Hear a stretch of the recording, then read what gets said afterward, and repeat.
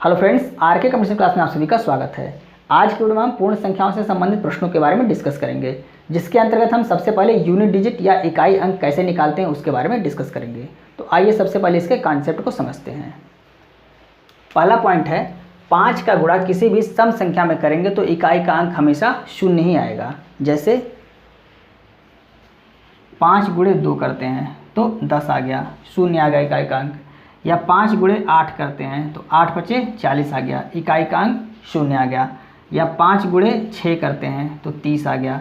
मतलब 5 का गुणा 2, 4, 6, 8 ये सारी सम संख्याएं, इसमें अगर हम करते हैं तो इकाई का अंक क्या आता है? शून्य ही आता है। किसी भी सम संख्या में अगर 5 का गुणा करेंगे तो इकाई का अंक शून्य आएगा, इसको आप याद रखिएगा। दूसरा पॉइंट है, 5 का गुणा किसी भी विषम संख्या में अगर करते हैं तो इकाई का अंक हमेशा क्या आता है? 5 ही आता है। सम में करते हैं तो शून्य आता है, और किसी भी विषम संख्या में अगर 5 का गुणा करते हैं तो इकाई का अंक 5 आता है। जैसे 5 गुणे 3 15 आ गया, इकाई का अंक 5 आ गया। या 5 गुणे 9 9 पचे 45, इकाई का अंक 5 आ गया। या 5 गुणे 7 7 पचे 35, इकाई का अंक क्या आ गया? 5 आ गया। तो 5 का गुणा किसी भी विषम संख्या में अगर करेंगे तो इकाई का अंक हमेशा क्या आएगा? 5 आएगा। ये दोनों पॉइंट आप याद रखिएगा। अब आइए पहला प्रश्न देखते हैं। 11 गुणे 12 गुणे 13 गुणे 14 15 16 17 18 19 इसका गुणा करना है और इसमें इकाई का अंक हमें बताना है। अब हमने आपसे बताया कि 5 का गुणा अगर किसी भी सम संख्या में हो जाता है तो शून्य आ जाता है। तो यहाँ 5 का गुणा 4 में भी हो सकता है, तो 5 चौक 20 आ गया। या 5 का गुणा 2 में होगा तो 5 दूनी 10। मतलब कहीं भी होगा, अगर गुणा कर रहे हैं किसी भी संख्या का और बीच में कहीं भी शून्य आ गया तो एक बार अगर शून्य आ जाता है तो कितनी भी संख्या का हम गुणा कर दें इकाई का अंक हमेशा क्या होगा? शून्य ही होगा। तो इसमें इकाई का अंक क्या होगा? शून्य होगा। क्यों शून्य होगा? क्योंकि यहाँ पे 5 चौक 20, यानी कि एक बार 5 का और 4 का जब हमने गुणा किया तो 20 आ गया, यानी कि शून्य आ गया इकाई के स्थान पे। तो जब एक बार इकाई के स्थान पे शून्य आ गया तो हमेशा पूरी संख्या का, कितनी भी संख्या का हम गुणा करें, इकाई का अंक शून्य ही होगा। इसको आप याद रखिएगा। तो यहाँ 5 और 2 का गुणा भी हो सकता है, 5 दूनी 10, तब भी आपका इकाई के अंक पे क्या आ गया? शून्य आ गया। और एक बार शून्य आ गया तो फिर कितनी भी संख्या का गुणा करेंगे वो शून्य ही रहेगा इकाई का अंक। अब आइए दूसरा प्रश्न देखते हैं। 13 15 17 19 21 23 25 इसका गुणा करना है और इकाई का अंक हमें पता करना है। तो अभी हमने बताया कि 5 का गुणा किसी भी विषम संख्या में अगर होता है तो इकाई का अंक हमेशा क्या आता है? 5 ही आता है। जैसे 5 का गुणा 3 में करेंगे तो 5 तियाँ 15, इकाई का अंक 5 आ गया। फिर 5 का गुणा इसके इकाई में करेंगे, 5 सत्ते 35, इकाई का अंक 5 आ गया। फिर इकाई को इकाई से गुणा करेंगे, 5 9 45, 5 आ गया। 5 एक कम 5, 5 आ गया। मतलब 5 का गुणा अगर हम विषम संख्या में करते हैं तो इकाई का अंक क्या आएगा? 5 ही आएगा। तो यहाँ हमारा आंसर हो जाएगा 5। अब आइए तीसरा प्रश्न देखते हैं। मान लीजिए 5 नहीं है इकाई के स्थान पे, तो हम क्या करते हैं? तो हम इकाई का, जो इकाई के स्थान पे अंक है उनका हम गुणा करते जाते हैं। तो जैसे यहाँ पे देखिए 8 है, यहाँ पे 4 है, यहाँ 7 है, यहाँ 3 है, तो इन केवल इकाई का हम गुणा करेंगे। तो 4 अठे 32, 4 अठे 32, या इधर से कर सकते हैं, इधर से ही कर देते हैं। 3 सत्ते 21, 1 आ गया इकाई के स्थान पे। अब इस 1 का गुणा इसके इकाई में होगा तो 1 अठे 8 ही होता है। फिर 8 का गुणा इसमें होगा तो 8 चौक 32, यानी इकाई के स्थान पे क्या आ गया? 2 आ गया। तो यहाँ हमारे इकाई का अंक क्या हो गया? 2 हो गया। केवल इकाई को हम गुणा करेंगे, अगर दहाई में आ गया तो फिर से इकाई का गुणा इकाई में करेंगे, अगर फिर से दहाई आ गया तो फिर इकाई का गुणा इकाई में ही करेंगे।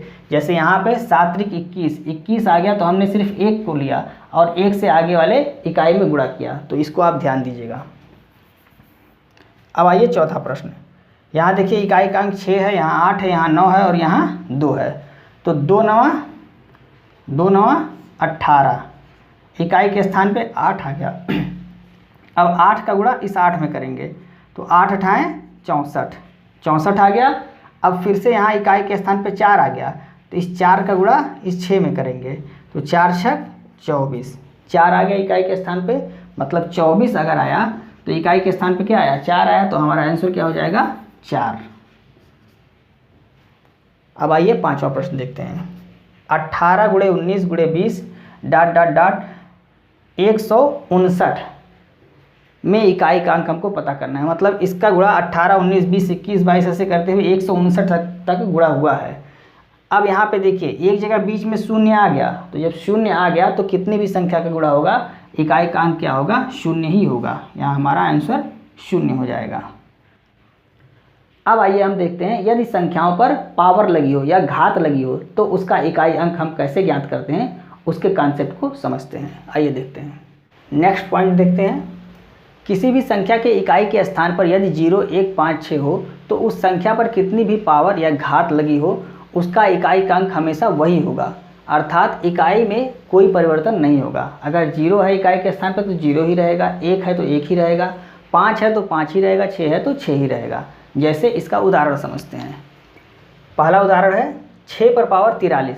अब इकाई के स्थान पे क्या है, 6 है, और यहाँ बताया गया है 0, 1, 5, 6 अगर इकाई के स्थान पे हो तो पावर कुछ भी हो इकाई का अंक परिवर्तित नहीं होगा। मतलब यहाँ 6 है तो इकाई का अंक 6 ही होगा। दूसरा प्रश्न 671 पर पावर 458 इकाई के स्थान पे 1 है, मतलब पावर कुछ भी हो इकाई परिवर्तित नहीं होगी, तो इसका इकाई का अंक क्या हो गया, 1 हो जाएगा। इकाई का अंक 1 हो जाएगा। तीसरा प्रश्न 7355 पर पावर 8225 इकाई के स्थान पे क्या है, 5 है, तो इकाई के स्थान पे 5 है, पावर कुछ भी हो इकाई वही रहेगी, अपरिवर्तित होगी, यानी कि 5 ही होगी। चौथा प्रश्न 4090 पर पावर 399 यहाँ पर इकाई के स्थान पर 0 है और इकाई के स्थान पे अगर 0 आता है तो पावर कुछ भी हो इकाई हमेशा वही रहेगी, अर्थात 0 ही रहेगी, कोई परिवर्तन नहीं होगा। तो यहाँ हमारा आंसर 0 हो जाएगा। पांचवा प्रश्न 995 पर पावर 311 इसका आंसर आप कमेंट करके बताएंगे। आइए नेक्स्ट पॉइंट को डिस्कस करते हैं। नेक्स्ट पॉइंट देखते हैं। यदि किसी भी संख्या का इकाई का अंक सम संख्या हो अर्थात 2, 4, 8 हो और संख्या पर दी गई घात या पावर 4 से कट जाए तो इकाई का अंक हमेशा क्या होगा, 6 ही होगा। अब कुछ लोग कहेंगे यहाँ सम में आपका 6 भी तो आता है, तो 6 को हमने इससे पहले वाले कॉन्सेप्ट में बताया है कि यदि इकाई के स्थान पे 6 आता है तो पावर कुछ भी हो इकाई का मान परिवर्तित नहीं होगा, अर्थात 6 ही रहेगा।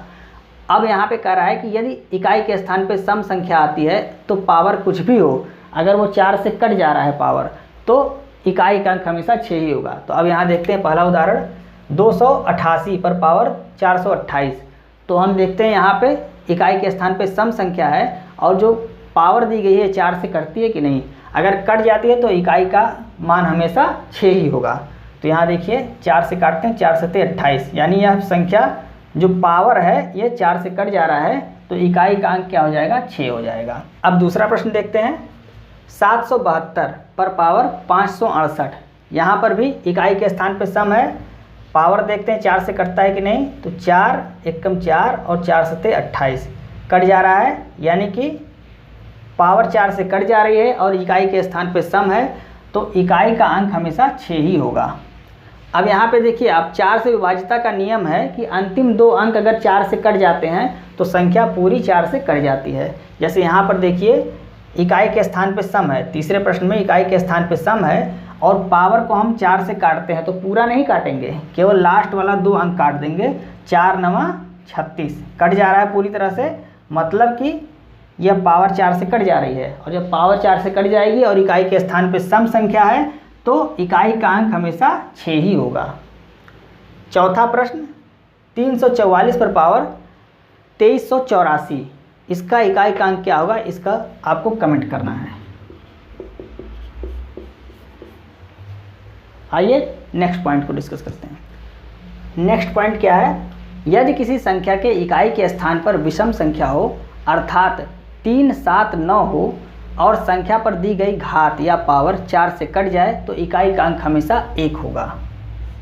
अब यहाँ पे विषम संख्या के बारे में कह रहा है, तो विषम संख्या आपकी क्या होती है, 1, 3, 5, 7, 9 ये विषम संख्या होती है, जिसमें से 1 और 5 के बारे में हमने इससे पहले वाले कॉन्सेप्ट में बताया हुआ है कि यदि 1 और 5 इकाई के स्थान पे होगा तो पावर कुछ भी हो, इकाई का मान परिवर्तित नहीं होगा, अर्थात 1 है तो 1 ही होगा इकाई का अंक, अगर 5 है तो 5 ही होगा इकाई का अंक। अब बचा विषम संख्या में 3, 7 और 9। तो यदि इकाई के स्थान पे 3, 7 और 9 आता है और पावर 4 से कट जाती है तो इकाई का अंक हमेशा 1 ही होगा। तो आइए पहला उदाहरण देखते हैं। 389, इस पर घात है 2968, तो इसको 4 से हम काटते हैं, यानी कि लास्ट 2 को हम 4 से काट देंगे। 4 से विभाज्यता का नियम यही होता है, कट जाती है तो पूरी संख्या 4 से कट जाएगी। तो 4 एकम 4 और 4 सत्ते 28, मतलब यह 4 से पूरी तरह से कट जा रहा है। और जब इकाई का अंक विषम हो और पावर 4 से पूरी तरह कट जाती है तो इकाई का अंक हमेशा क्या आएगा, 1 ही आएगा। तो यहाँ पे आंसर हो गया हमारा 1। दूसरा प्रश्न देखते हैं। 2137 पर पावर 752 का इकाई अंक हमें पता करना है। तो इकाई के स्थान पे विषम संख्या है और पावर जो है ये 4 से अगर कट जाती है, 4 एकम 4, 4 तियाँ 12, यानी कि पावर 4 से कट जा रही है तो इकाई का अंक क्या आएगा, 1 ही आएगा। तीसरा प्रश्न देखते हैं।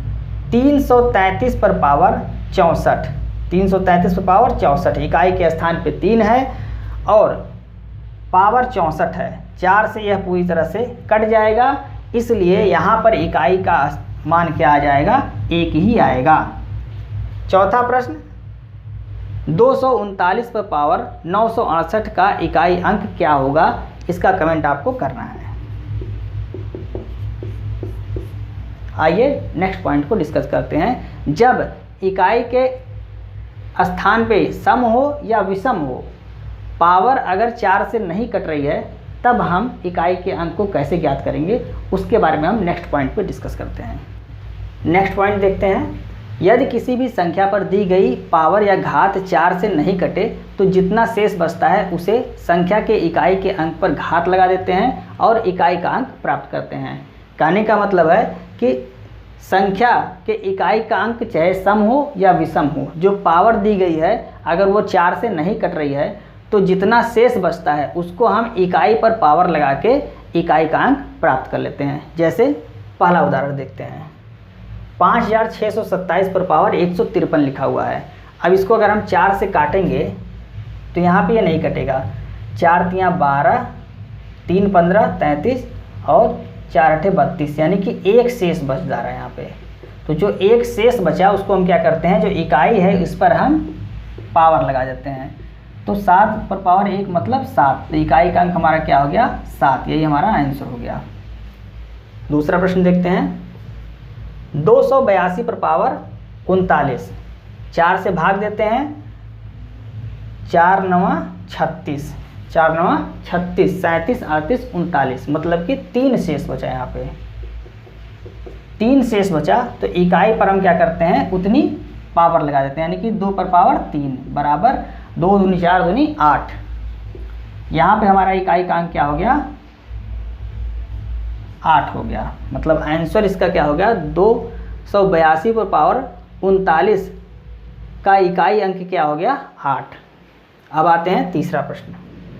389 पर पावर 730, इसको हम 4 से काटते हैं तो लास्ट को काटेंगे, 4 सत्ते 28, यानी 2 शेष बचता है। तो यहाँ पर शेष कितना हुआ, 2, मतलब 9 पर हम क्या करेंगे, 2 की घात लगा देंगे। तो 9 पर पावर 2 बराबर 9 9 81। अब यहाँ देखिए 81 आ गया, तो आंसर हमारा 81 नहीं होगा, इकाई का अंक हमें आंसर देना है, तो आंसर हमारा क्या होगा, 1 होगा। तो यहाँ आंसर क्या हो जाएगा, 1 हो जाएगा। ध्यान दीजिएगा इसको। चौथा प्रश्न। 739 पर पावर 63 का इकाई अंक ज्ञात करना है और पांचवा प्रश्न 28 पर पावर 429 का इकाई अंक ज्ञात करना है। इन दोनों का आंसर आप कमेंट बॉक्स में कमेंट करेंगे।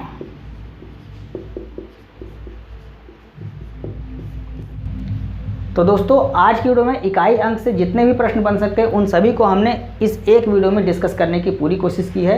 यदि आपको वीडियो समझ में आ रही है, वीडियो अच्छी लग रही है, तो आप इसे अपने दोस्तों को भी शेयर करें और वीडियो को लाइक और सब्सक्राइब करना ना भूलें और बेल आइकन को प्रेस कर दें, जिससे हमारे आने वाली सभी वीडियो की नोटिफिकेशन आपको समय समय पर मिलती रहे।